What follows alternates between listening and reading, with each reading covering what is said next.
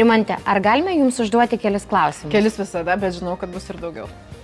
Ar dar prisimenate savo pirmą dieną mokykloje? Prisimenu labai gerai, buvau vedama 12-oko, gavau molinį medalį, su kuriuo nežinau, ką daryti, molinį varpelį, kurį turiu iki šiol ir man buvo ir labai gražus 12-okas mane vedė ir iš pradžių išsigandau, kad bernas veda, paskui labai apsidžiaugiau kažkodėl, nes labai buvo fainai, taip. Koks dalykas buvo jūsų mėgstamiausias? Turbūt istorija ir lietuvių kalba. Kuris kėlė daugiausiai iššūkių? Fizika ir iš matematikos trigonometrija, kai prasidėjo, man buvo visiškai amen. Ką iš mokyklos laikų prisimenate ryškiausiai? Prisimenu klasės draugus, nes esu iš mažo miestelio Naujosios Akmenės ir mes mokėmės kartu ne tik nuo 1 iki 12 klasės, mes buvom kartu net su kai kuriais nuo lopšelio, tai buvom šeima ir buvom labai vieninga šeima, kurie mokėjo kartu ir mokytis, ir kartu dūkt ir daryti nesąmonės ir, žodžiu, iki šiol taip yra. Ar turėjote mokytoją, kuris pakeitė jūsų gyvenimą?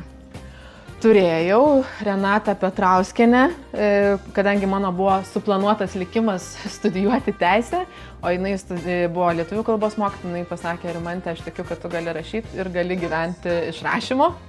Ir tada pirmą kartą patikėjau, kad galiu stoti žurnalistiką. Ar buvote aktyvi mokyklos bendruomenėje? Buvau išrinkta mokyklos prezidentė 7 klasiai. Tai buvau labai aktyvi, organizavom labai daug renginių, visokių fainų. Paskui jau tiek buvau persisotinus, kad universitete nieko nebenorėjau. Ar dabar turite mokyklos draugų, su kuriais vis dar bendraujate? Taip, Sigita ir Laura yra mano per amžiaus draugės. Tai kažkaip keista, kad vaikystėje svajojom vieną ir visos išaugom į tai, ką svajojom. Tai tą smagu prisiminti. Ko mokykla jūs išmokė ne akademinė prasme? Kad stiprybė yra vienybėje, kad žmogaus nuostabumas nepriklauso nuo jo pažinių. Tikriausiai taip. Ar pati mielai grįžtumėte į mokyklos suolą dienai, o gal grįžtumėte kaip mokytoja? Aš sakiau, kad vieną dieną vis pasvajoju apie tą darbą, mokytojos darbą, kad tikrai norėčiau arba pradinių klasių mokytoją padirbti, arba lietuvių kalbos mokytoją. Taip. Kaip sureagavote, kai buvote pakviesta pristatyti 1000-mečio mokyklų programą? Didelis komplimentas man, bet galvoju, kaip žmogui, kuris niekada neturėjo semestre 9 ir tik kiaurai 10-ukai baigė mokyklą, tai čia yra kaip ir savaime suprantama. Kodėl nusprendėte sutikti? Na, ta prasme, aš kaip pirmūnė turiu visur sutikti, visur dalyvauti ir visur kelti ranką. Čia jau turbūt kodas toksai. Ką šis projektas jums reiškia asmeniškai? Galbūt tai galimybė prisidėti prie geresnės ateities Lietuvos vaikams. Ką apie 1000-mečio mokyklų programą paaiškintumėte žmogui, kuris nieko apie ją nežino? Tai yra nacionalinė programa skirta stiprinti Lietuvos mokyklas, mokytojus ir mokinių galimybės. Kas jums šiame projekte svarbiausia? Galbūt vaikas, jo savijauta, augimas ir mokymosi kokybė. Ar sunku kalbėti apie švietimą paprastai ir suprantamai? Aš manau, kad jeigu mes kalbam apie tai, kas mums visiems rūpi, o mus jie daug daugiau negu skiria, tai ne. Kokių reakcijų sulaukėte iš žmonių, kai papasakojate apie 1000-mečio mokyklas? Susidomėjimo, vilties ir pasididžiavimo. Tikriausiai taip. Koks klausimas apie programą jums pasirodo dažniausias? Gal kuo jis skiriasi nuo kitų programų? Kas jūs pačią nustebino apie 1000-mečio mokyklų programą? Mastas ir bendruomenių įsitraukimas. Kokia viena žinutė visada jūs lydi, kalbant apie 1000-mečio mokyklų programą? Pokyčiai, kiekvienas jų prasideda nuo žmonių. Ką galvojate apie šiandieninius mokytojus? Aš mokytojams esu dėkinga visiems, be išimties. Man tai yra viena kilniausių, prasmingiausių profesijų žmonėse pažadinti smalsumą, pasitikėjimą savimi, alkį pasauliui, kas gali būti kilniau. Kokia emocija pirmiausiai ateina į galvą, kalbant apie mokinius? Apie tai, kad jie, kaip ir sakiau, nesudėtų visos savo vertės į pažymus ir tik į dalyką, kad atrastų draugystę, tą patį, kaip sakiau, Alkį žinio mokykloje, kad nepamirštų būti vaikais, nes pasaulis keičiasi ir reikia prie to prisitaikyti ir to džiaugtis. Koks mitas apie mokyklą jums atrodo klaidingiausias?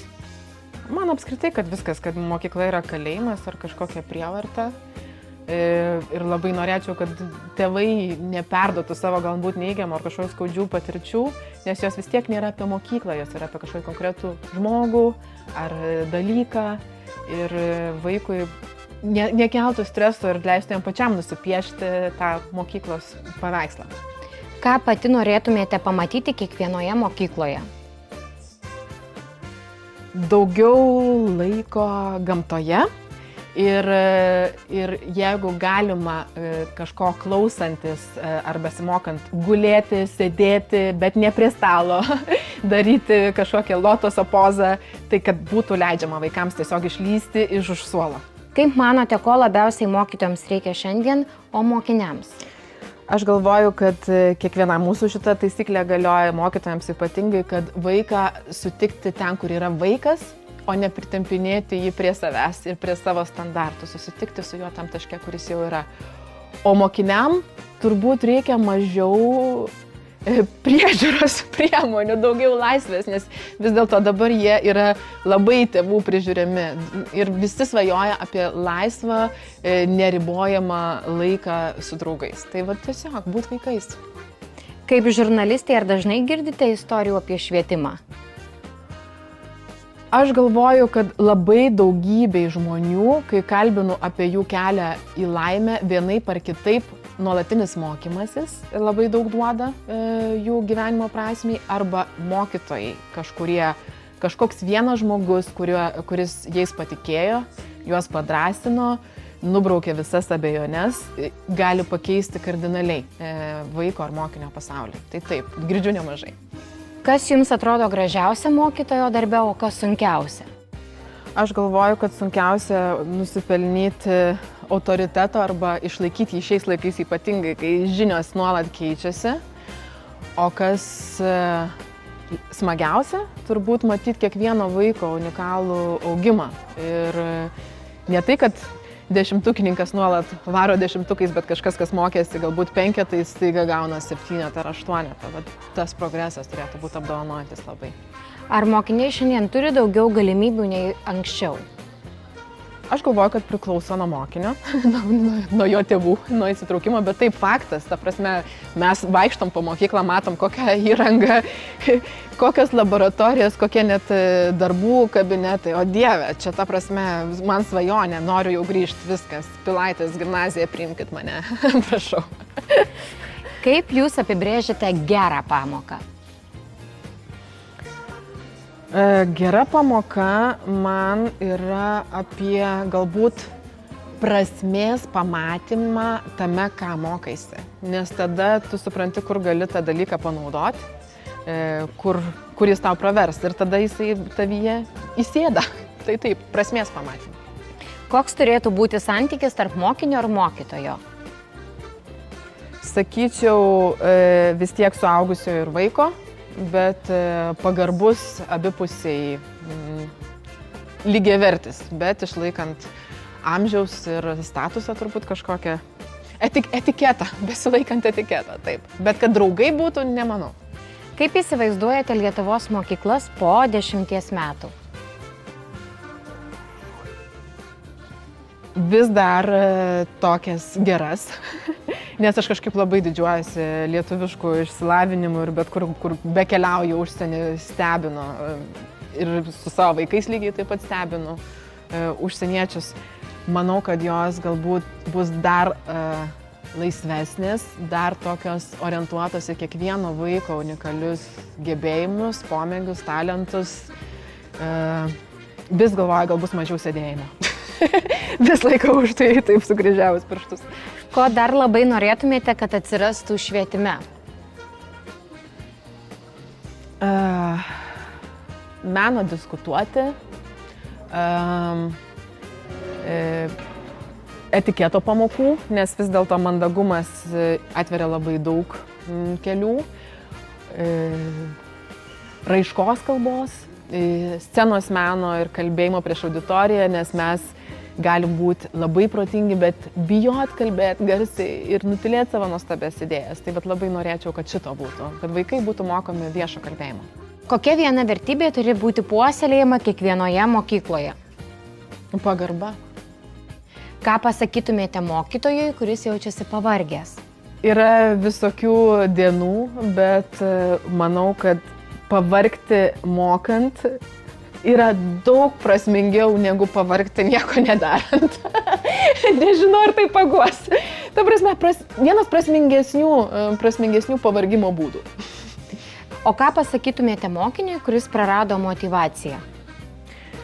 Kad tai, kas atrodo šiandien kaip tragedija, rytoj bus tik labai gera istorija, kad niekas nėra pabaiga ir kad tu keitiesi ir šiandien dalykai, kurie tau yra svarbus, bus po 10 metų visiškai nesvarbus, tai nenustok ieškoti, nepavark, būk smalsus, nepavark tikėti, nepavark pastebėti gražių dalykų pasaulyje, nes jų tikrai daug yra. O tėvams, kurie nežino, kaip padėti savo vaikui? Aš sakyčiau, kad visų pirma, tėvai turi padėti patys savo. Leisti savo ilsėtis, leisti savo pramogauti, atrasti savo hobius, aistras, nes tada vaikas seks pavyzdžiu, nes mes vaiką turime mokyti ne tik mokytis ir dirbti, mes vaiką turime atsakomybę lygiai taip pat mokyti ir poilsio, ir hobių, ir aistrų gyvenimui. Kaip manote, ar švietimas gali tapti Lietuvos prioritetu? Manau, kad ne tik gali, bet ir turėtų tapti. Kokia viena mintis jūs labiausiai įkvėpė šiame projekte? Inovacijos ir tai, kad inovacijos gali būti visokiausių formų ir pavydalų. Kaip meilė, kaip žinios, jos gali būti ir per lietimą, ir per džiaugsmą akim, ar ne, ir per kažkokią įrangą. Tai kad ateitis turi labai daug formų. Ir paskutinis klausimas. Kokią žinutę norite palikti vaikams, mokytojams ir visiems, kuriems rūpi Lietuvos mokyklos? Kad gal tose lenktynėse į ateitį nepamest savęs, kai mes varžomės dėl pažymių, dėl žinių, kai viskas kinta, vis tiek mes liekam kaip gyvūnas, kaip rūšis žmogus, tai mums svarbiausia ryšys, bendravimas, artumas, vienas kito supratimas. Tai nepameskim savęs, turbūt taip.